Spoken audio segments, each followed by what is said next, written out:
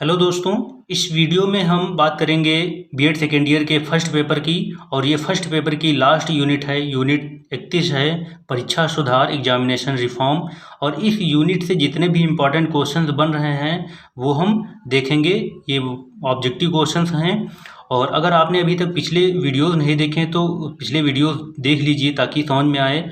और हम इसमें लास्ट यूनिट से पढ़ना शुरू कर रहे हैं और फर्स्ट यूनिट तक वापस जाएंगे। तो आइए शुरू करते हैं। इसका फर्स्ट क्वेश्चन देखते हैं कि क्या है। कि दिया है वस्तुनिष्ठ प्रश्न, निम्न में से प्रत्येक प्रश्न के उत्तर के 4 विकल्प दिए गए हैं जिनमें से केवल एक सही है। सही विकल्प ज्ञात कीजिए। पहला क्वेश्चन है, शिक्षा का मुख्य उद्देश्य है। शिक्षा का मुख्य उद्देश्य है, ऑप्शंस दिए हैं बालक का विकास करना, बालक का सर्वांगीण विकास करना, बालक को साक्षर बनाना और बालक को सरकारी नौकरी दिलाना। तो फर्स्ट क्वेश्चन का option number B right answer है। बालक का सर्वांगीण विकास करना शिक्षा का मुख्य उद्देश्य है। नेक्स्ट क्वेश्चन देखते हैं, 2 नंबर है, बालक का सर्वांगीण विकास प्रकट होता है। कहाँ प्रकट होता है? ऑप्शंस दिए हैं उसके व्यवहार से, उसके कार्य से, उसके विज्ञान संबंधी ज्ञान से या उसकी बातचीत से। तो किससे प्रकट होते हैं? ऑप्शन नंबर ए यानी उसके व्यवहार से, यानी बालक का सर्वांगीण विकास उसके व्यवहार से प्रकट होता है। तो option number A right answer हो जाएगा। नेक्स्ट क्वेश्चन है, 3rd नंबर है, मूल्यांकन एक प्रक्रिया है। किस प्रकार की प्रक्रिया है? ऑप्शंस दिए हैं निरंतर चलने वाली, कार्यखंड को मापने वाली, प्रतिदिन के कार्य को प्रदर्शित करने वाली या उपरोक्त सभी। तो तीसरे के ऑप्शन नंबर ए यानी कि निरंतर चलने वाली, यानी कि मूल्यांकन एक निरंतर चलने वाली प्रक्रिया है। तो तीसरे का option number A right answer है। नेक्स्ट क्वेश्चन है, परीक्षा सुधार आवश्यक है।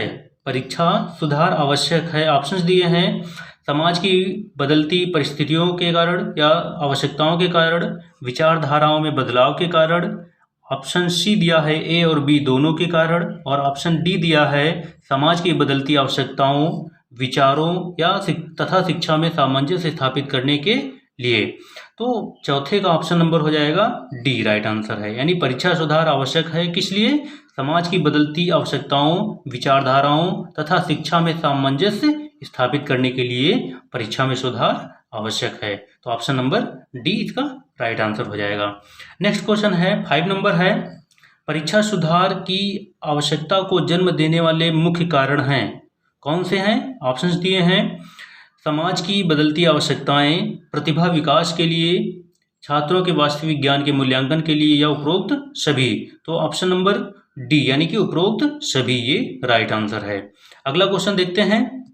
अगला क्वेश्चन है हमारा, राष्ट्रीय शिक्षा नीति 1986 में परीक्षा में सुधार है तो क्या सुझाव दिए गए हैं? क्या सुझाव दिए गए हैं?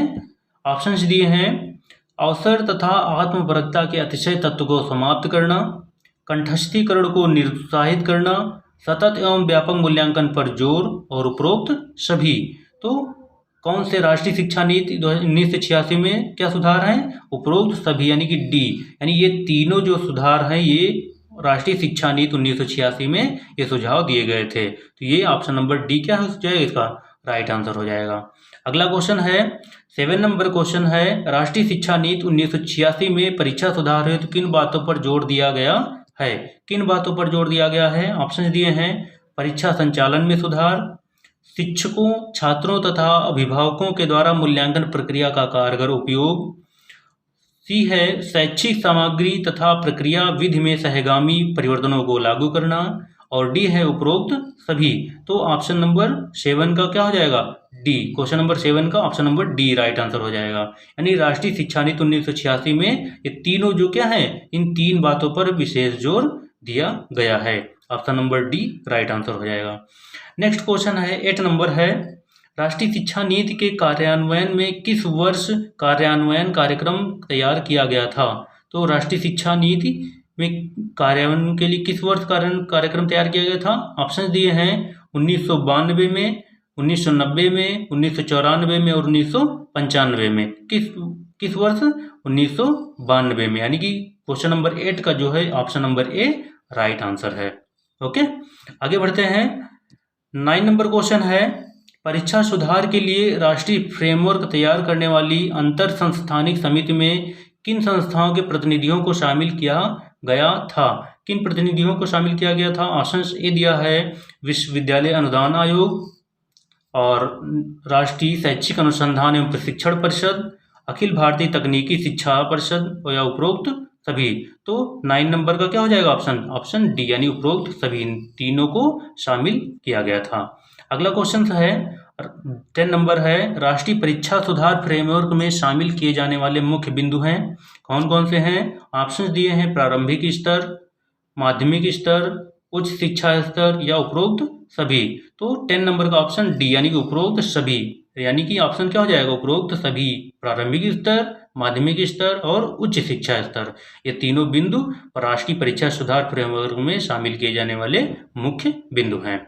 अगला क्वेश्चन देखते हैं 11 नंबर है, 1992 की परीक्षा सुधार कार्य योजना के मुख्य अंश थे, कौन से थे? प्रारंभिक स्तर, माध्यमिक स्तर, उच्च सभी स्तरों के लिए एक समान कार्य नीतियों, या ऑप्शन डी दिया उपरोक्त सभी। तो 11 नंबर का ऑप्शन डी, यानी कि डी ऑप्शन नंबर उपरोक्त सभी, ये राइट आंसर हो जाएगा। अगला क्वेश्चन दिया है 12 नंबर है, लिखित परीक्षाओं में सुधार के अंतर्गत आती हैं, लिखित परीक्षाओं में सुधार के अंतर्गत आती हैं क्या?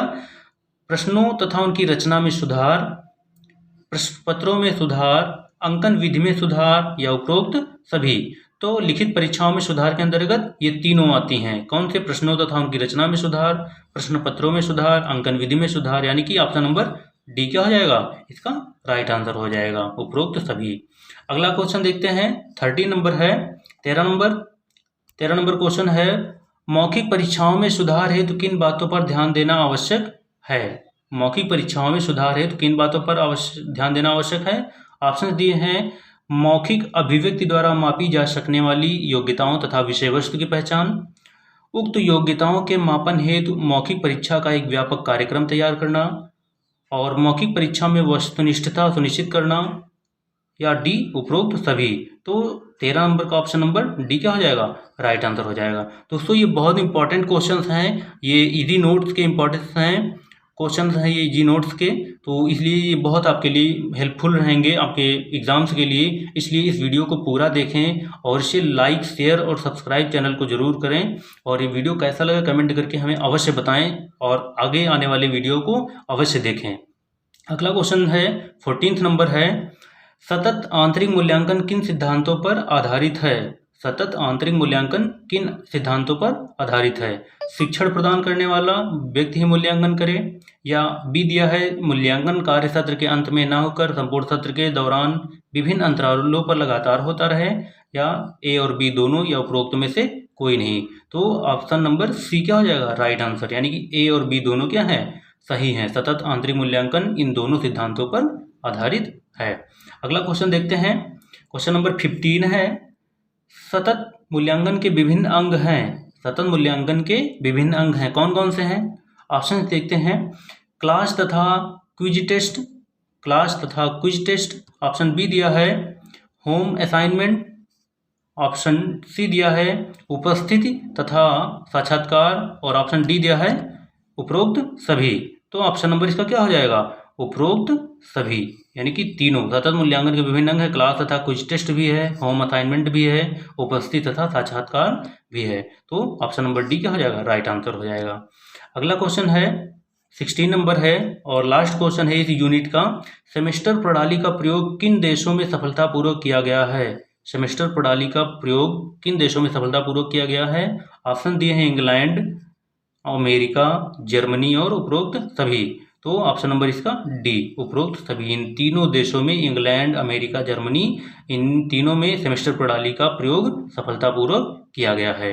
तो दोस्तों ये जो 31 लास्ट यूनिट है फर्स्ट पेपर की, इसके ये 16 जो बहुत इंपॉर्टेंट क्वेश्चंस हैं ये हमने देखे। आपको ये वीडियो कैसा लगा हमें कमेंट करके अवश्य बताएं, और इसके बाद हम 30 यूनिट यानी कि इसके पहले आने वाली यूनिट को हम अगले वीडियो में देखेंगे। तब तक के लिए नमस्कार, धन्यवाद।